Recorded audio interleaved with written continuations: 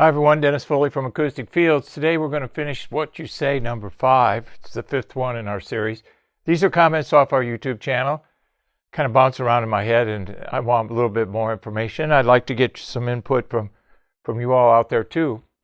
Here's one we have. My room with its current treatment sings out of control at 125 Hertz and dies at 1.5K. I've had to resort to headphones for most work. I get a lot of these comments, okay? Those can be fixed. You don't have to go to headphones if you don't want to. You can have both, okay? So let's get some comments on that. Same thing, this is in regards to processing. The same thing has happened with cinema. Just because with computers you can put a flying donkey on the screen does not mean that you have to fill the screen with flying donkeys. Boy, well said, okay? So digital isn't used, it's abused. And then I believe the comment goes on to say that this person is using less processing and having better mixes. So number 3, we see this a lot. Only one sub, you say, how will one sub give an even frequency response seat to seat in a home theater?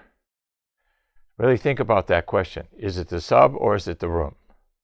And that's the area that we need to focus on here. So what you say, number 5, 3 comments that I wanted to bring to your attention a little bit more up front and get your feedback on it. So please respond. Please give us your opinion. If you have similar situations going on here, please help us elaborate more on those situations. Personal examples are good. Personal experience is good. Stay on the academic side. No criticism, no value judgments on anything. Just stay focused on the facts. The facts are always friendly. Hope this helps. Thank you. Thank you for watching this video, and if you liked it, please give us a thumbs up. We also have a newsletter that you can subscribe to, so please do that because we offer special price discounts to only those on our newsletter. And then don't forget about our forum. We have started a forum on our own website where people ask questions, and I usually get a chance every couple of days to look at it.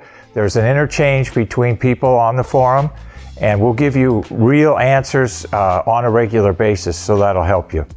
Thank you.